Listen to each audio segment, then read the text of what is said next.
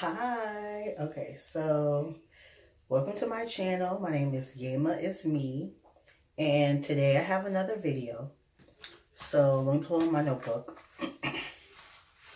So this video I'm saying this is about, telling high school students, seniors that's about to graduate this May 2019 that you do not have to jump to college right after high school, because more than likely you're graduating June 2019, and then college starts in August. Okay, July, August. So you have what is it, like 2 months? Please tell me I'm counting this right. Well, no, you'll graduate like the first 2 weeks. Some people don't graduate till like 3 weeks into June or whatever. So you might have like a month and a half, almost two, before you start college. And, that's not really much time to yourself and to process everything that you just learned about high school, and then to prepare yourself mentally to go to college in August. Okay. So, yes, segueing into that, college is very hard. Okay. So don't listen to people telling you, oh, college is not hard. No, college is hard. It's not a easy institution to be in. And really, your public school, if it's not a magnet school, or if you weren't in IB courses, I was in IB courses, which is International Baccalaureate, or if you were in AP, or if you didn't go to a high school that had college credit courses that you could take. Let me tell you something. You are not prepared to go to college in August. You're not prepared. So don't listen to your friends, your families, your peers telling you you're prepared. You're not prepared. I know I'm looking at like the camera. You are not prepared to go to college. If you graduated in June and you're supposed to go to college in August of the same year, if you didn't have any of those classes that I'm telling you about, your high school didn't provide any of those opportunities to you, or you just weren't given those opportunities, you're not prepared. You're not prepared. Don't set yourself up to fail. Do not set yourself up to fail. Seriously. In college, point number two, college, you have a lot of freedom. Okay? I know, because I went to a 4-year university. You have a lot of freedom. Your parents are not calling you and saying, hey, did you wake up and get to class? They're not knocking on your door. Hey, hurry up. Go get in the shower. Go get ready for class. No. You go to class when you want to go to class. And even some professors, they don't even require attendance. I've been in some classes where your professors didn't require attendance. But if you're going to be in science courses, which I took a lot of science courses such as biology, chemistry 102, chemistry 104, anatomy, physiology, microbiology. No, those require attendance. But even some of your so-called electives or your other prerequisites, they might not require attendance at all. Okay, so you go into class now that don't require attendance. You go the first week, the professor's like, oh, I don't require attendance. You're like, okay, well, I'm about to leave. I'm not about to come back.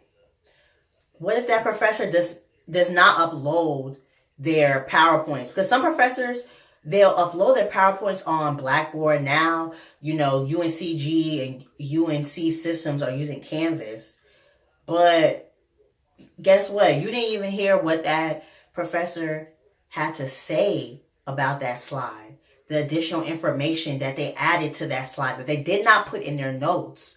You didn't say what they told you not to worry about that slide at all for the test, or if that slide has 20 bullet points and they're telling you that you only need to know 3. You got to make those decisions yourself. Really, you do. Point 3, I would say you have about 4 to 6 classes per semester if you're a full-time student. So you're a full-time student, you have 12 or more credit hours. I remember my freshman year, for fall semester, fall 2014, I think I had like 5 or classes. That was a lot. I mean, you can have 5 classes in a day, but when you have 5 classes in a week and you're a college student, it's it can be, a lot, because the course load, really, it's a lot heavier than, that class that you were in. So yeah, it's 5 times as heavy as high school, I would say. I know people might say, you're being dramatic. No, I'm not. I'm telling you the damn truth. 4, okay, I want to tell you about the stress of paying tuition. It will affect you. When I went to UNCG, the amount of money, I still remember this from freshman year, because I was like, they went and lied and said that the tuition was going to be $14,000, and no, 13,000 something dollars for that that school year from fall 2014 to spring 2015. Let me tell you something. A lot of these colleges, they're lying. They even put a little asterisk that says your price will fluctuate depending on what meal plan you have, where you live, your tuition. It all will fluctuate, really, because that tuition rate that they're giving you, that tuition rate it's not going to be what's on your FAFSA. I paid $15,280 with the grant, the $5,000 Pell Grant, your subsidized and unsubsidized loans. That's how much it costs. And I remember being stressed those first 2 months or whatever, paying tuition. And even when you start college, that first semester, if it's not that Friday, that first week of school, or that second week, that second Friday, I forgot how UNCG used to do it. If you don't have your money, you have to go take your key, give it to Housing and Residence Life, because you have to move out, because you can't afford to go to school. Tuition is very stressful. It's stressful. Some of your family members telling you to go when you need your damn textbooks that cost $300 for that semester. You have 5 classes. It's a possibility you're gonna have to buy 5 textbooks. Okay? And when you need that $300 or whatever, I hope they will give PayPal you, Cash App. I really hope they will, because some of them don't. Some of them do not. Okay, 5. If if you have not decided about committing to school, I would say maybe go to work for a year or two, especially if you're 18 years old. Like there are a percentage of millennials. There's like some studies about it, like on USA Jobs or maybe CBS News. Let me drop some sources, because people will be like, she's lying. Where'd she get her sources from? No, that there's like actual studies of there's more teenagers in America that work part-time jobs. But if you've never worked a job before and you just graduated from high school, because that does happen, and you're 18 years old and you don't want to go to college, you need to go to work. And the way American homes are, your parents they're going to expect for you to go to work. I mean, I'm African American, but I'm first generation. So African parents, they might expect you to go to work, because like you're 18 years old, you need to go to work, but they're not going to be pushing on you to go to work more than likely and paying bills and stuff like that. That's not usually, no. That money is for you and for you to take care of yourself. Even if you were volunteering, it would still be something. Like they will still be, proud of you as well. But I would say experience what it's like to work part-time or full-time. Part-time 25 to 30 hours a week, or a full-time job 40 hours a week.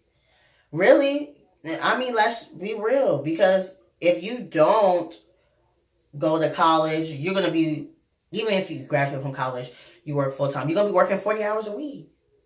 So you might as well get a taste of what it's like to work in the job sector, be in the job field, and you don't have a degree, and see what type of job you're going to get without a degree, a 4-year bachelor's degree. See what that's like.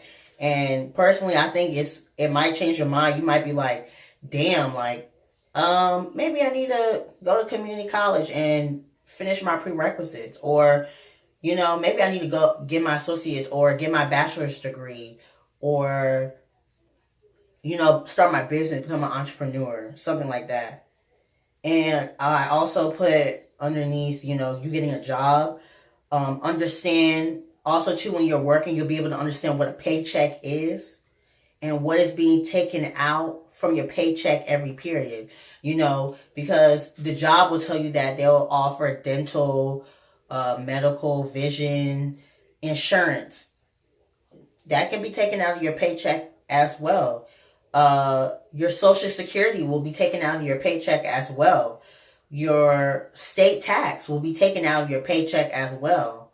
So see what that feels like for you, and see what your check look like after all that's taken out. And if it's minuscule, you'll be like, damn, maybe I need to get an education, I need to get a craft so that I can get paid more. Because I know when I was working at a children's library and I saw my paycheck, what it was like before taxes, I was like, damn, I don't want to pay taxes. But we need to pay taxes. Okay? And also, second, save your paycheck. Save something. Even if you pay bills, save something.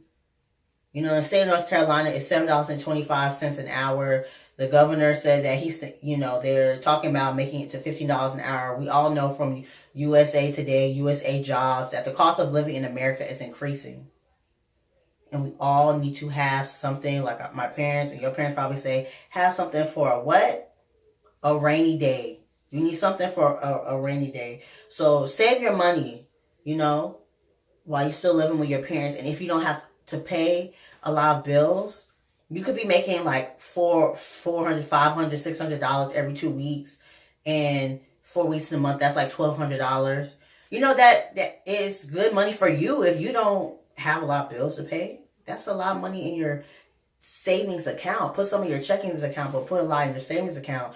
Because those of us as a young generation, we have to do better with saving, because we don't want to be like, the baby boomers or our parents' generation that 50 plus years old and they don't have anything in their savings account. And they're worried about Social Security because they're going to have to live on a budget. This, and I'm not making this up at all. Also, I would say maybe pay at least one of your bills. Maybe pay a phone bill. For me, I have AT&T, and my dad pays my bill. Because I don't have a full-time job. But if I had if I decide to pay my my phone bill with my check, like my whole check will be gone. The phone companies are charging a lot of money. Like sometimes my bill can be $100. So I would say, see what it's like to pay a bill every month. Pay your phone bill. Put gas in the car that you're driving, in your car, your parents' car. Put gas in that car. Pay for Wi-Fi. Excuse me. Wi-Fi, usually cheaper. Or pay a light bill. Pay a water bill. Pay something so you can just get in the habit of a bill and understanding what bills are and why why you need to pay them on time and everything. 6, I will say, after you realize how difficult it is to get a decent job with good benefits, think about any future career you might want to do. If you want to get into the medical career, if you want to get into education, if you want to get into engineering, if you want to get into journalism or sociology or doing research, I would say go on Google. And people might be like, Google can sometimes not give you the right answers, but Google can give you some good answers. And, research how to get there. And then decide if you need to get a bachelor's degree, or if you need to get an associate, or if you need to get just a certificate. They had this article, it came out in 2019. It was from CBS News, and they said the top 10 jobs in America that don't require a 4-year degree. And some of those jobs you could look into. Like one job is an ultrasound tech. You don't have to get a bachelor's degree. I think you might need an associate's, or maybe not even an associate's, but you can come out with that certificate. And you can literally become middle class, and that job is important too. It's necessary. That's one, or an electrician, or a carpenter, or something like that. 7, I would say, I know people might, I kind of feel like if he kind of telling you this, but I think it would be a good idea. I think it would be a good idea for you to get a credit card because it can help you build up your credit. When I was in high school, I had a high school teacher. Thank God for him. His name was Mr. Kadir. What's up, Mr. Kadir? I graduated from college. I know you always knew I would do it. He told us about credit because I didn't really understand credit. America really is built around credit. You need credit to get a car. You need credit to get an apartment, get a townhome, a house, a credit card, a loan, your student loans, so you can build some type of credit. Because when you have no credit, you have bad credit.